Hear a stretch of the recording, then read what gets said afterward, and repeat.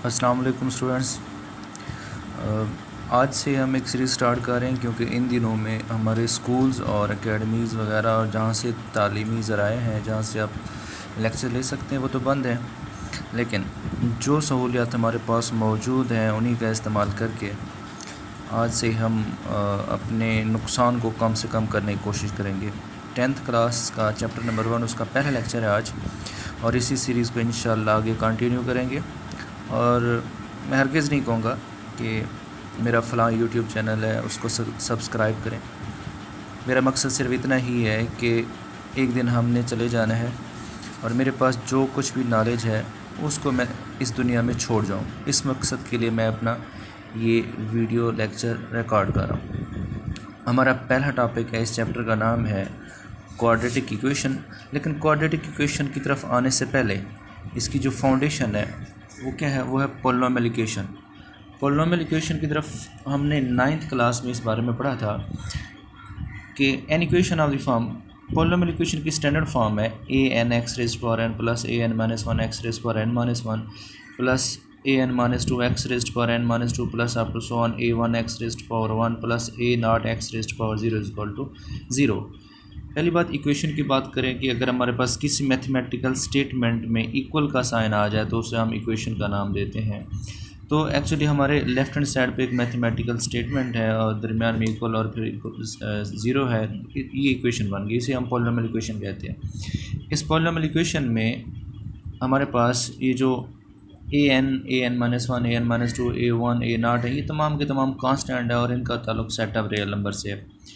इस polynomial equation की degree n है, और डिग्री क्या होता है, किसी भी इक्वेशन में दी गई हाईएस्ट पावर जो होती है उसे हम डिग्री कहते हैं। लेकिन यहाँ पे इस पॉलिनोमियल इक्वेशन में डिग्री n तब होगी अगर इसका कोफिशिएंट a n जो कि नॉट इक्वल टू ज़ीरो हो। अगर a n ये टर्म ज़ीरो हो जाती है तो ये वाली टर्म हमारी ज़ीरो हो जाएगी और इस केस में हमारी डिग्री n नहीं रहेगी बल्कि n-1 हो जाएगी। जबकि ये जो इस पॉलिनोमियल इक्वेशन में n है, n एक नॉन नेगेटिव इंटीजर है।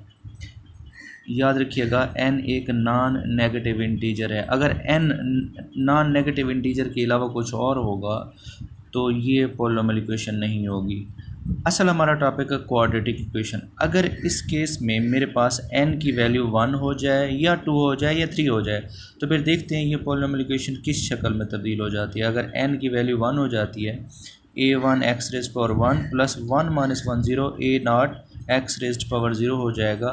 तो इस केस में मेरे पास वेरिएबल की हाईएस्ट पावर 1 है, तो इस केस में ये जो पॉलिनोमियल इक्वेशन है ये लीनियर इक्वेशन में कन्वर्ट हो जाती है। लीनियर इक्वेशन मतलब एक ऐसी पॉलिनोमियल इक्वेशन जिसमें वेरिएबल की हाईएस्ट पावर 1 हो, उसे लीनियर इक्वेशन का नाम देते हैं। अगर वेरिएबल की n जो है इसकी वैल्यू 2 हो जाती है तो ये बन जाते a two x raise power two plus a two minus one, तो ये बन जाता है क्वाड्रेटिक इक्वेशन। नेक्स्ट, इसके बाद standard form of quadratic equation की अगर बात करें, a x square plus b x plus c equal to zero, यानी इसी चीज़ को हमने ड्राइव करके लिखा है। इसको जनरल फॉर्म भी कहते हैं और स्टैंडर्ड फॉर्म भी कहते हैं। इसमें शर्त यह है कि एक्स स्क्वायर का कोएफिशिएंट ज़ीरो के इक्वल नहीं होना चाहिए। अगर एक्स स्क्वायर का कोएफिशिएंट ज़ीरो के इक्वल हो जाएगा तो ये पूरी टर्म ज़ीरो हो जाएगी। जब ये पूरी टर्म ज़ीरो हो जाएगी तो मेरे पास हाईएस्ट पावर 1 आएगी, तो ये इक्वेशन क्वाड्रेटिक नहीं रहेगी बल्कि लीनियर हो जाएगी। फिर नेक्स्ट टर्म की तरफ आते हैं, प्योर क्वाड्रेटिक इक्वेशन। अगर मेरे पास x को कोएफिशिएंट ज़ीरो हो जाता है तो इक्वेशन बन जाती है a x square plus c equal to zero, तो ये इक्वेशन बन जाती है प्योर क्वाड्रेटिक इक्वेशन। फिर हमारा पहला टॉपिक आता है how to solve quadratic equation. इसके 3 मेथड हैं। पहला मेथड है हमारे पास फैक्टराइजेशन। हम एक एग्जांपल लेते हैं, 3x square minus 6x is equal to x plus 20। हमारा सबसे पहला काम यह है कि हम अपनी इस क्वाड्रेटिक इक्वेशन को स्टैंडर्ड फॉर्म में कन्वर्ट करते हैं। इस वजह से मैं राइट हैंड साइड की तमाम टर्म्स को लेफ्ट हैंड साइड पे ले आता हूँ, सिंप्लीफाई करते हैं, तो ये standard form of quadratic equation बन गई। स्टेप्स की तरफ आते हैं कि जब हम फैक्टराइजेशन करते हैं तो सबसे पहला तरीकाकार ये है कि हम एक्स स्क्वायर का कोएफिशिएंट और कांस्टेंट टर्म्स को आपस में मल्टीप्लाई करते हैं, तो वो आ जाते हैं मेरे पास 3 multiply by -20 that is equal to -60। मैं थोड़ी देर के लिए इस नेगेटिव टर्म को इग्नोर कर रहा हूँ। मैं 3 मल्टीप्लाई बाई 20 करता हूँ तो 60 आता है। तो मुझे ऐसे दो पेयर्स तलाश करने हैं जिनको मल्टीप्लाई करें तो 60 आए। ऐसे दो पेयर तलाश करने हैं जिनको मल्टीप्लाई करें तो 60 है। वह है 1 multiply by 60 is equal to 60, 2 multiply by 30 is equal to 60, 3 multiply by 20 is equal to 60, 4 multiply by 15 is equal to 60, 5 multiply by 12 is equal to 60 and 6 multiply by 10 is equal to 60। इसके अलावा और मेरे पास numbers नहीं हैं जिनको multiply करें तो 60 है। पहला केस तो हमने ये देख लिया, लेकिन मुझे साथ में अब ये भी देखना है। मैंने कहा था ऐसे दो नंबर तलाश करें जिनको मल्टीप्लाई करें तो 60 है।